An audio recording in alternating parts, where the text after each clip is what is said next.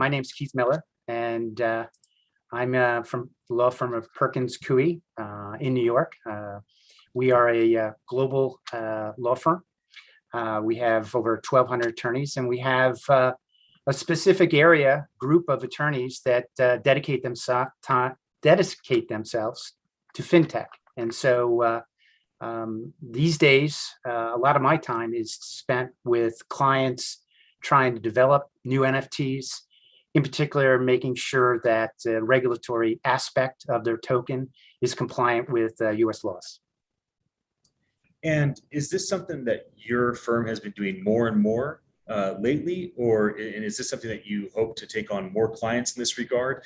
Because obviously there's a lot of need for your services. So can you talk about kind of where the firm is at now and what you hope to bring to market over the coming months and seasons? Yeah, the firm has been involved in this space, and I would say starting with the token space.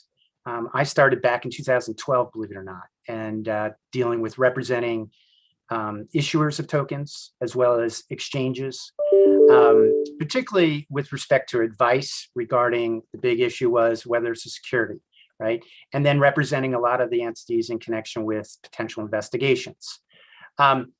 What I would say is NFT about a year ago, we saw it, boom, it just all of a sudden it took off. And we saw lots of clients coming to us saying, I want to start an NFT. They could be anyone from artists to major corporations wanting to see how an NFT could be fit into their branding, their marketing. We saw kind of a little bit of a downturn, let's say 6 months ago, and all of a sudden it's come back again. And I think it's what we've seen is there was a push for a lot of new entrepreneurs to get into the space. Then there was kind of a little bit of a lull trying to say, hey, let's look at this. Let's really understand what rights are we giving? How do they transfer? Can they transfer? Is there other regulatory statutes that we have to deal with? What are the tax consequences? Things like that. So I think that was the lull. And I think now it's again, people are pushing forward, minting new NFTs, trying to figure out how they can fit them within their organization. When people come and they reach out for the first time, what type of expectations might they want to have? Are you open to taking on projects, giving consulting and advice? Are you really only looking for significant commitments in terms of large retainers? Like if a new NFT project or an established Web3 community comes to you and they say, hey, we need legal counsel for a project or long-term, is there something that you're more attracted to? And should people have expectations around how that engagement begins? Yeah, one of the, I think, unique aspects of our law firm is we've always been involved with startups. One of my partners was involved with Amazon when Jeff Bezos was, in the garage, right, and helped them, right. And so today, Amazon is one of our biggest clients, right. So we see the future, we see innovation, and we like to represent those companies early on because you never know where they're going to be. And when you think about the future and the type of things that you'll be working on in this space in the next couple of years, if I say NFT 2024, and you project out a couple of years from now, what type of things do you think will take the majority of the focus for you and your firm when it comes to these NFT type projects? Like, what are you anticipating having to take care of with and for your clients over the next couple of years?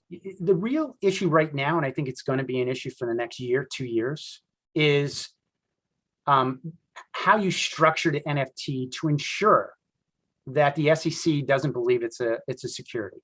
One of the issues that we constantly hear is how can we allow for some type of royalty payment? So if the NFT transfers, can we allow a royalty payment? That issue in and of itself, it's based on the facts and circumstances, but that issue is a loaded issue. We've spoken to the SEC a number of times about this issue. Their position is no, any royalty that comes in secondary sales is an indicia, at least for them, is an indicia that it's a security. People are buying it for an investment as opposed for any other use.